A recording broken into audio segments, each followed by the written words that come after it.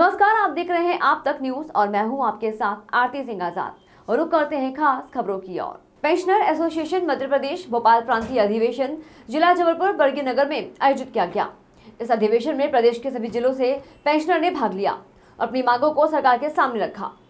इस अधिवेशन के मुख्य अतिथि राजकुमार दुबे, अध्यक्ष धनीराम पटेल, BS साहू, B विश्वकर्मा, अब्दुलाल झारिया के सानिध्य में यह अधिवेशन संपन्न हुआ। जालौन में अपहरण के बाद हत्या का मामला, 3 आरोपियों को उम्र कैद की सजा, 40,000 जुर्माने का लगाया अर्थदंड। 10.5 साल बाद आया कोर्ट का फैसला। निर्भय गुर्जर गैंग का सदस्य रह चुका है आरोपी। अपहरण और हत्या की वारदात को दिया था अंजाम। जिला न्यायालय उरई ने सुनाई सजा। फिरौती न मिलने पर कर दी थी युवक की हत्या। उरई कोतवाली क्षेत्र से किया था अपहरण, ससा कलार में ले जाकर की थी हत्या। सजा हुई है हत्या के मामले में, कितने आरोपियों को सजा हुई है और किस तरीके की कार्रवाई की गई? इसमें 3 आरोपियों को सजा हुई है। एक राजेश उर्फ राजू बाबा, दूसरा पूरन राजपूत और एक बबलू। ये 3 लोगों को सजा हुई है, आजीवन कारावास की सजा हुई है और 364A धारा और एक 302 दो धाराओं में सजा हुई है और दोनों में आजीवन कारावास। दोनों सजाएं एक साथ चलेंगी और 20-20 हजार रूपये जुर्माना दोनों में 40-40 हजार रूपये जुर्माना प्रत्येक अभियुक्त पे लगाया गया। कब का मामला था? ये मामला था 2/5/2012 का, जिसमें राजकुमार को इन लोगों ने पकड़ा, अपहरण करके ले गए थे और जिसकी कोड़ा के राही के जंगल में अपहरण के लिए रुपए मांगे, 30 लाख रुपए की मांग की। ये घर वाले दे नहीं पाए। एसपी से निवेदन किया, काफी कुछ मन्नतें की गई, तब मुश्किल पुलिस की उसमें जब दबाव पड़ा तो कोड़ा के राही के जंगल में सिरसा कलार थाने में उसका मर्डर कर दिया इन लोगों ने। पूरी गैंग थी डकैतों की। कब तक ये प्रकरण चला, किसने पैरवी की और जज साहब कौन थे? इसमें 2/5/2012 से बराबर प्रकरण चल रहा है, आरोप पत्र दाखिल होने के बाद। और चूंकि इसमें एक मुलजिम की जमानत नहीं हुई थी, बराबर 10 साल से बराबर जेल में था, तो हाई कोर्ट ने निर्देश देते हुए शीघ्र इसका निस्तारण किया जाए। इस वजह से इसको शीघ्रता के उसमें निस्तारण किया गया। इसका गवाही वाही संपूर्ण करा के और दोषी पाते हुए उनको सजा दी गई। कौन सी कोर्ट में दी? ये स्पेशल जज डकैती की कोर्ट है, जज है श्री अंचल लवानिया जी। तो अपराध जो हुआ था इसमें पूरा गैंग था। जब मुठभेड़ पुलिस की हुई, उन्होंने उसको मार दिया अपराध को, तो उसमें 3 लोग भागे हुए थे, जिसमें एक का नाम था शिव सिंह, एक का अब्बू, एक खिलौना और एक जय सिंह। 3 अपराधी मौके से भाग गए थे। बाद में इन्होंने जब आत्मसमर्पण किया कुछ काफी समय बाद, तो उनका मुकदमा अलग चल रहा है, इसी कोर्ट में विचारा गया। उनके खिलाफ और भी कई मुकदमे हैं, क्योंकि वो अभ्यस्त डकैत थे, वो तो प्योर डकैत थे और इन लोगों ने अपहरण करके उनको सौंपा था। ये रहा। मुरादाबाद नगर निगम वार्ड संख्या 43 से समाजवादी पार्टी से पार्षद पद के भावी उम्मीदवार आजाद अली ने महानगर अध्यक्ष शानियालू शानू को दिया आवेदन। टिकट के लिए ठोकी दावेदारी और कहा, अगर मैं जीता तो वार्ड में बहुत विकास कराना है। हमारे वार्ड की जनता बहुत परेशान है, नालियां गली साफ नहीं होती हैं, कोई सरकारी स्कूल और सरकारी अस्पताल भी नहीं है, वार्ड की हालत बहुत खराब है। इस मौके पर बाबर खान, कुलदीप कुमार तुरेहा, खलीफा, आसिफ अंसारी, सरताज सैफी, हारून पाशा, गुलशन बाबू, शानेबाज अली, आसिम एडवोकेट, इसरार रहीज आदि लोग मौजूद रहे। क्या प्राथमिकता रहेंगी चुनाव लड़ने की आपकी? प्राथमिकता ये रहेंगी, अगर जनता ने हमें वार्ड 43 के अगर मौका दिया तो इंशाल्लाह जनता की खिदमत करेंगे हम, और सफाई और का बहुत ध्यान रखेंगे हम। कब से समाजवादी पार्टी में हैं?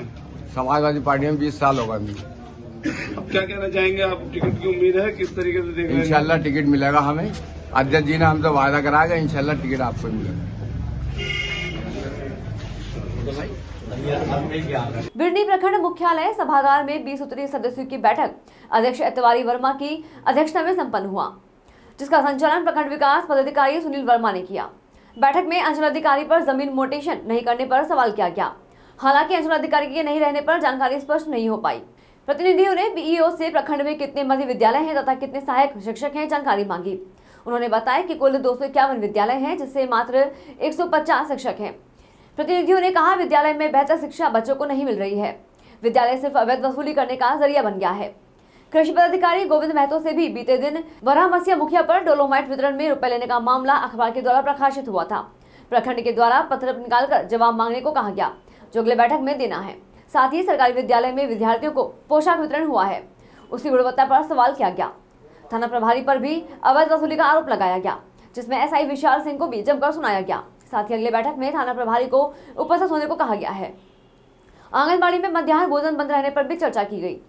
20 सूत्रीय अध्यक्ष ने तत्काल समस्या को दुरुस्त करने का निर्देश दिया तथा अभियंता का 8 प्रखंडों का पदभार होने के कारण पूरी जानकारी नहीं मिली, जिसमें निर्देश दिया गया कि यदि अधिकारी की कमी है तो वरीय पदाधिकारी को अवगत करवाया जाए और बिरडी में पदस्थापित रहे, ताकि आए दिन प्रखंड में जल की समस्याओं का सामना न करना पड़े।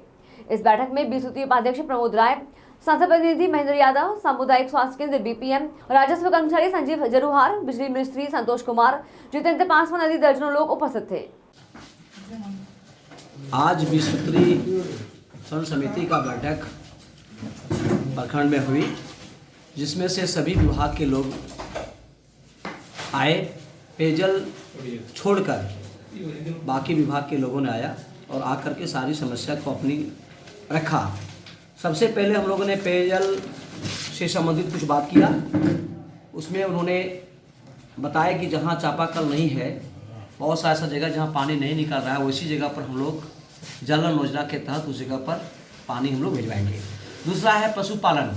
पशुपालन विभाग से जो है उसमें स्पष्ट होकर के आया कि यहाँ 7 किसानों को हमें गाय देना है और जो है सो ये बकरी पालन का जो सो 129 है, बकत पालक का 176 है और कुत्ता पालन भी है। इस तरह से मैंने तरह तरह का उन्होंने अपना योजना बताया। उस योजना में कहा कि सारे लोग फॉर्म भरेंगे तो हम सभी लोगों को देंगे। आपूर्ति विभाग से स्पष्ट करना आ गया कि जो भी डीलर सामान वितरण करते हैं, 2 महीना का वितरण कर रहे हैं, एमओ साहब के द्वारा कहा गया कि अभी बैकलॉग चल रहा है 1 महीना का, इसलिए समय पर हम नहीं दे पा रहे हैं। हम लोग का कहना है कि ठीक है, बैकलॉग चल रहा है 1 महीना का, अच्छी बात है, लेकिन जिस महीना का आप अनाज दे रहे हैं अपना रजिस्टर में उसको लिखिए और हर डीलर, हर लाभुक को पर्ची दीजिए। उसमें आप अपना एक सिग्नेचर करके दीजिए कि इस महीना का अनाज मेरे पास बकाया रहा, मैं आपको ही पर्ची दे रहा हूँ। ये बातचीत हुई। आगे चल करके जो है सो बाल विकास परियोजना, इसके तहत में आंगनबाड़ी का सुधार करने की बात आया। रेड ट्वीट का जो है सो सभी जगह वितरण करने की बात नहीं हो पा रहा था, उसके विषय में पूछा गया। तो आज जो आपका सीओ साहब नहीं थे, जो वही हैं CDPO के कार्यभार में, और उनको नहीं रहने से हम लोग उनकी कोई बात नहीं ले पाए। लेकिन फिर भी हम लोगों ने उनका जो है सो क्या है, जिनको प्रतिनिधित्व के रूप में भेजा था, उन्होंने जवाब दिया हम लोग को कि अभी हम लोग ऑनलाइन रिट्वीट हम लोग सभी लोग को दे रहे हैं।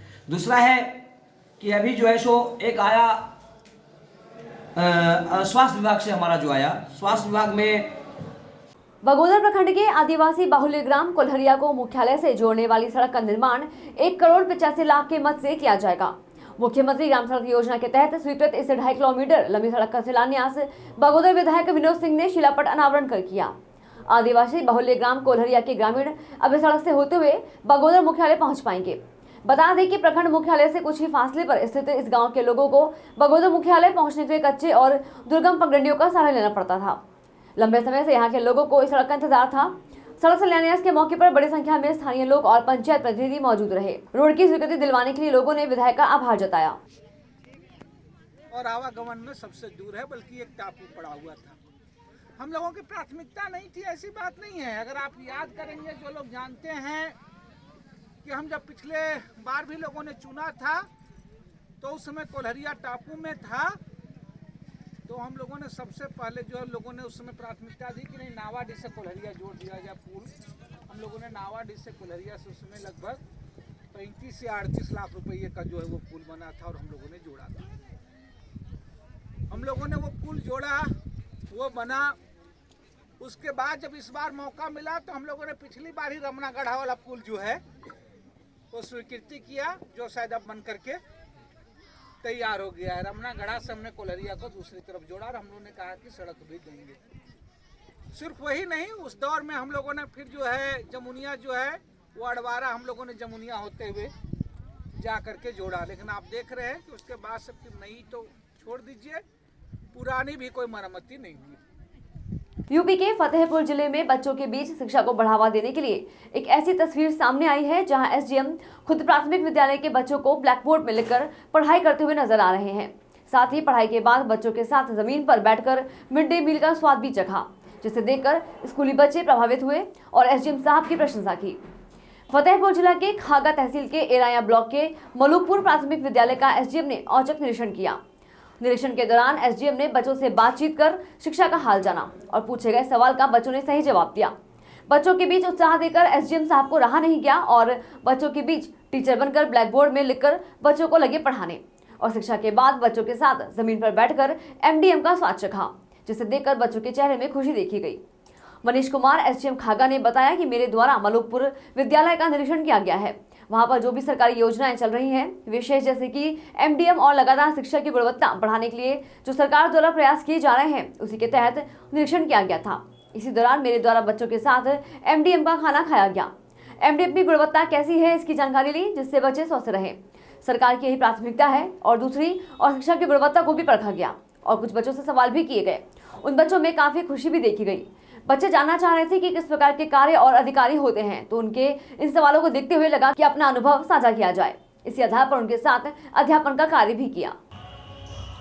मेरे द्वारा मलुकपुर विद्यालय का निरीक्षण किया गया। वहाँ पर जो सरकारी योजनाएं चल रही हैं, विशेषकर जैसे एमडीएम की योजना है और लगातार शिक्षा की गुणवत्ता को बढ़ाने के लिए सरकार द्वारा जो प्रयास किए जा रहे हैं, टीचरों को ट्रेन किया जा रहा है, उसी के तहत एक निरीक्षण किया गया था। तो मैंने एमडीएम का भोजन बच्चों के साथ ही चखा, देखा वो क्वालिटी कैसी है, ताकि जो बच्चे हैं वो स्वस्थ रहें। सरकार की ये प्राथमिकता भी है एमडीएम के माध्यम से। और दूसरी ओर शिक्षा की जो गुणवत्ता है उसको भी परखा। कुछ बच्चों से सवाल किए थे, उन बच्चों की काफ़ी उत्सुकताएँ थीं, जानना चाह रहे थे किस प्रकार के कार्य होते हैं, अधिकारी होते हैं। तो उनके इन सवालों को देखते हुए लगा कि कुछ अपने अनुभव साझा किए जाए। तो उसी आधार पर कुछ उनके साथ थोड़ा अध्यापन कार्य भी मैंने किया। उनको थोड़ा बहुत अपने अनुभव शेयर किए, उनको बताया, उनको पढ़ाया। तो विद्यालय में विशेष प्रकार की जो वहाँ की व्यवस्थाएँ हैं वो तो ठीक है और एमडीएम का खाना भी गुणवत्तापूर्ण है। इस प्रकार के निरीक्षणों के माध्यम से जो है वो लगातार आसपास के विद्यालयों में संकेत जाता रहता है और विद्यालयों को भी प्रोत्साहन मिलता है अगर वो अच्छा कार्य कर रहे हैं, ताकि वो लगातार अच्छा कार्य करें। फिलहाल इतना ही। खबरों का सिलसिला लगातार जारी है। बने रहें आप तक न्यूज के साथ। नमस्कार।